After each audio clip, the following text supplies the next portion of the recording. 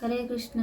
ओम अज्ञानं तिमिरन्धस्य ज्ञानाञ्जनं शलाकया चक्षुरुन्मिलितं येन तस्मै श्रीगुरुवे नमः। श्रीचैतन्यमनोभीष्टं स्थापितं येन भूतले स्वयं रूपा कदामयं ददाति स्वपदान्तिकं वन्देहं श्रीगुरु श्रीयुतापतिकमलं श्रीगुरान् वैष्णवं श्रीरूपं सागरजातं रघुनाथं तं सजीवं सावधैतं सावधूतं परिजन कृष्ण चैतन्य देव श्री राधा कृष्ण पादांश गढ़ललिता श्री विशाखान्वितांश नमामि विष्णुपादाय कृष्ण प्रेष्ठाय भूतले श्रीमान क्रतुदास अधिकारी नामिने नमामि विष्णुपादाय कृष्ण प्रेष्ठाय भूतले श्रीमते भक्ति वेदांत स्वामिने नामिने नमस्ते सरस्वती देवे गौरवाणी प्रचारिणे निर्विशेष शून्यवादी पश्चात देश तारिणे नमो महावदन्याय कृष्ण प्रेम प्रदायते कृष्णाय कृष्ण चैतन्य नामिने गौरतुसे नमः। जय श्री कृष्ण चैतन्य प्रभु नित्यानंद श्री अद्वैत गदाधर शिवासादि गौर भक्त वृंद।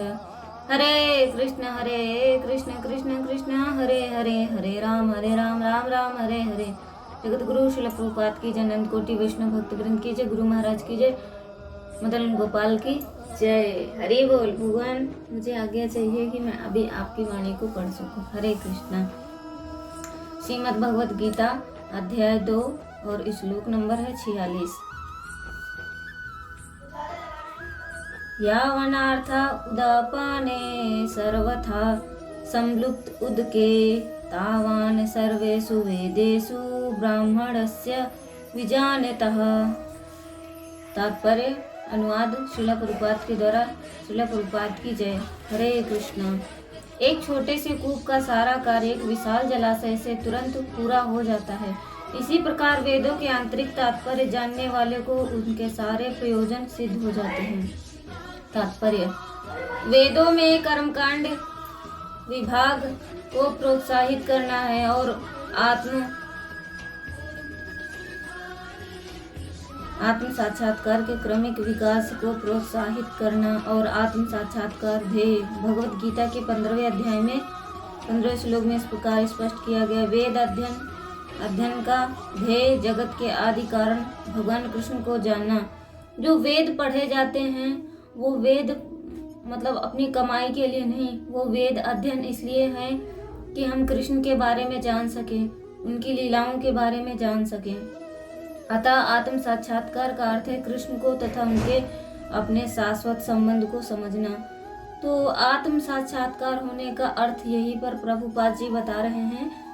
कृष्ण को तथा उनके साथ अपने शाश्वत संबंध को समझना। जैसे कि हमारा शाश्वत संबंध क्या है, हमें क्या करना चाहिए, हम किस कार्य के लिए यहाँ पर आए हैं और क्या हमें करना चाहिए, किस प्रकार से हमें मुक्ति मिलेगी और किस प्रकार से हमें दुख से मुक्ति मिलेगी। कृष्ण के साथ जीवों के संबंध का उल्लेख भगवत गीता के 15वें अध्याय के 15वें अध्याय के 7वें श्लोक में हुआ है। जीवात्माएं भगवान के अंश स्वरूप हैं। तो हम लोग कौन है? भगवान के अंश स्वरूप हैं। अतः प्रत्येक जीव द्वारा कृष्ण भावनामृत को जागृत करना वैदिक ज्ञान की सर्वोच्च पूर्ण अवस्था है। श्रीमद् भागवत के 3 स्कंद के 33वें अध्याय के 37वें श्लोक में इसकी पुष्टि हुई है। अहोबात श्रपाचत सुगरीयान यजिग्रह वर्तते नाम तुभ्यम। हे प्रभु, आपके पवित्र नाम का जाप करने भले ही चांडाल जैसे निम्न परिवार में क्यों न उत्पन्न हो, किंतु वह आत्म साक्षात्कार के सर्वोच्च पद पर स्थित होता है। ऐसा व्यक्ति अवश्य वैदिक अनुष्ठानों के अनुसार तपस्याएं संपन्न होता है और अनेक बार तीर्थ स्थानों में स्नान करके वेदों का अध्ययन किए होता है। ऐसा व्यक्ति आर्य कुल में सर्वश्रेष्ठ माना जाता है। तो प्रभुपाद जी यहाँ पर यही बता रहे हैं कि चाहे कितना भी कोई निम्न कुल में जन्म लिया हो, चांडाल कुल में जन्म लिया हो, अगर उसने अनेक प्रकार के तीर्थों में स्नान किया हो और वेदों का अध्ययन पठन पाठन किया हो उसने, तो वो आर्य कुल में श्रेष्ठ माना जाता है। अतः मनुष्य को इतना तो बुद्धिमान होना ही चाहिए कि केवल अनुष्ठानों के प्रति आसक्त न रहकर वेदों के उद्देश्य को समझे और अधिक इंद्रिय तृप्ति के लिए स्वर्गलोक जाने की कामना ना करे। तो यहाँ पर प्रभुपाद जी यही बता रहे हैं कि जो हम ये वेद का अध्ययन करते हैं तो वो सिर्फ अनुष्ठानों के प्रति आसक्त ना रहकर, जैसे कि हम किसी का हवन यज्ञ करा रहे हैं तो उसके लिए सिर्फ नहीं, और ये इस इंद्रिय तृप्ति अधिक स्वर्ग लोग जानने, या इंद्रिय तृप्ति के लिए नहीं कि हम ये वाला वेद पढ़ लें, हम ये वाला ग्रंथ पढ़ लें तो हम स्वर्ग के जाएंगे। तो प्रभुपाद जी यहाँ पे मना करते हैं कि स्वर्ग जाने की कामना ना करें। इस युग में सामान्य व्यक्ति के लिए ना वेदांत और उपनिषद का स्वर्ग अध्ययन कर पाना सहज है। तो कलयुग में वेदों का अध्ययन, वेदांत तथा उपनिषदों का सर्वांग अध्ययन करना सहज है। वेदों के उद्देश्य को इस युग में ऐसा कर पाना संभव नहीं, किंतु वैदिक संस्कृति का परम लक्ष्य भगवान नाम कीर्तन द्वारा प्राप्त हो जाता है। तो सबसे सर्वोच्च और सरल सहज उपाय क्या है कि हरि नाम संकीर्तन करना। उसी से हम भगवत नाम कीर्तन प्राप्त हो जाता है, जिनकी संतुति पतितात्माओं के उद्धारक भगवान चैतन्य द्वारा हुई है। जब चैतन्य से महान वैदिक पंडित प्रकाशानंद सरस्वती ने पूछा कि आप वेदांत दर्शन का अध्ययन न करके भावुक की भांति पवित्र नाम का कीर्तन क्यों करते हैं, तो उन्होंने उत्तर दिया कि मेरे गुरु ने मुझे बड़ा मूर्ख समझकर भगवान कृष्ण के नाम का कीर्तन करने की आज्ञा दी है। अतः उन्होंने ही किया कि वे पागल की भांति भगवान भावोन्मत्त हो गए। इस कलयुग में अधिकांश जनता मूर्ख है और वेदांत दर्शन समझ पाने के लिए पर्याप्त शिक्षित नहीं है। तो हम सब मूर्ख ही हैं, वेदांत को हम समझ नहीं सकते। तो अच्छा है कि पागलों की भांति जैसे भी है हमें संकीर्तन करना चाहिए। वेदांत दर्शन के परम उद्देश्य की पूर्ति भगवान के पवित्र नाम का कीर्तन करने से हो जाती है। वेदांत वैदिक ज्ञान का पराकाष्ठा है और वेदांत दर्शन के प्रणेता तथा ज्ञाता भगवान कृष्ण हैं। तो सभी के प्रणेता तथा ज्ञाता कौन है? भगवान कृष्ण हैं। सबसे बड़ा वेदांती तो वह महात्मा है जो भगवान के पवित्र नाम का जप करने में आनंद लेता है। सबसे बड़ा वेदांती वही कहलाता है जो भगवान का प्रतिदिन नाम जप कर रहा है और आनंद ले रहा है। हरे कृष्णा कृष्णा कृष्णा हरे हरे, हरे राम राम राम हरे हरे। संपूर्ण वैदिक रहस्य का यही चरम उद्देश्य है।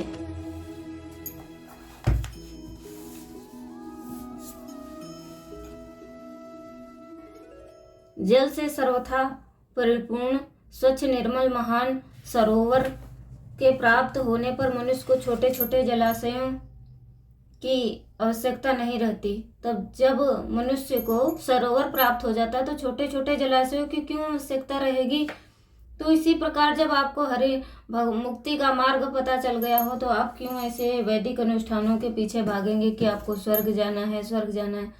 स्वर्ग में कुछ भी नहीं है, स्वर्ग में कुछ भी नहीं है, स्वर्ग में कुछ भी नहीं है।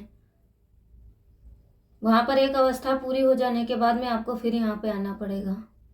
तो इतना अधिक खपाने की क्या आवश्यकता है।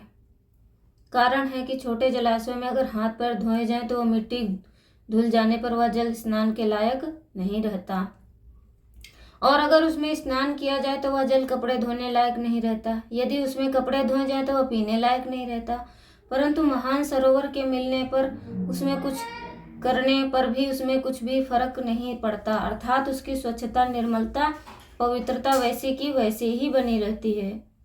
ऐसे ही जो महान पुरुष परम तत्व को प्राप्त हो गए हैं उनके लिए वेदों में कहे हुए यज्ञ, दान, तप, तीर्थ, व्रत आदि जितने भी पुण्यकारी कार्य हैं उन सबसे उनका कोई मतलब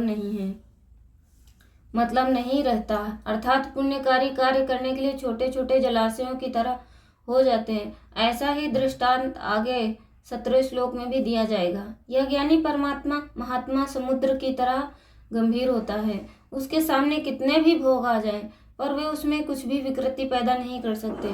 तो जो एक ज्ञानी महात्मा होता है वो समुद्र की तरह गंभीर होता है। जिस प्रकार समुद्र में छोटे छोटे जलाशय, नदियाँ गिरे और तो समुद्र पर कोई प्रभाव नहीं पड़ता, उसी प्रकार एक जो ज्ञानी महात्मा होता है उसके सामने कितने भी भोग आ जाएं पर वो उनमें विकृति पैदा नहीं कर सकते। जो परम तत्व को जानने वाला है और वेदों तथा शास्त्रों के तत्वों को भी जानने वाला है उस महापुरुष को यहाँ ब्राह्मणस्य विजानता पदों से कहा गया है। तावान कहने का तात्पर्य है कि परम तत्व की प्राप्ति होने पर तीनों गुणों से रहित हो जाता है। वह निर्द्वंद हो जाता है, अर्थात उसमें राग द्वेष आदि नहीं रहते। वह नित्य तत्व में स्थित हो जाता है। वह निर्योग क्षेम हो जाता है, अर्थात कोई भी वस्तु मिल जाए, मिली हुई वस्तु की रक्षा होती रहे, ऐसा उसमें भाव नहीं होता है। तो हम क्या करते हैं, हमें एक छोटी सी कुछ भी मिल जाए तो उसकी रक्षा के लिए इसे परेशान रहते हैं कि इसका क्या होगा, मेरे अलावा इसका कौन है, मैं इसको संभाल के रखूँगा या रखूँगी। तो जो साधु पुरुष होता है तो उसको अगर कोई वस्तु मिल भी जाती तो उसकी मिली हुई वस्तु की रक्षा करने रक्षा होती रहे, ऐसा उसमें कोई भाव नहीं रहता है। वह सदा परमात्मा परायण रहता है, वो परमेश्वर के अधीन रहता है, तो उसको किसी बात की कोई चिंता ही नहीं रहती है। पराशिष्ट भाव, सांसारिक भोगों का अंत नहीं है। तो सांसारिक भोगों का कोई अंत नहीं है और ये अंत होगा भी नहीं, क्योंकि वो सांसारिक है। संसार बनाए भी इसलिए गए कि भोग भोगो, भोग भोगो, उसका त्याग कर दें। जो सांसारिक भोग है उसका त्याग कर दें। अचानक से नहीं, धीरे धीरे त्याग हो सकता है। उनमें असंग हो जाए तो उनका अंत, उनका त्याग कर दें। अगर उनमें असंग हो रहा है तो उनका त्याग कर दें, निष्काम हो जाए। उनका अंत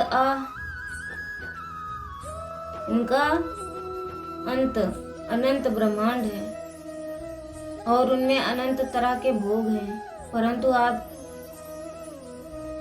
आ जाता है। ऐसे ही कामनाएं भी अनंत होती हैं, परंतु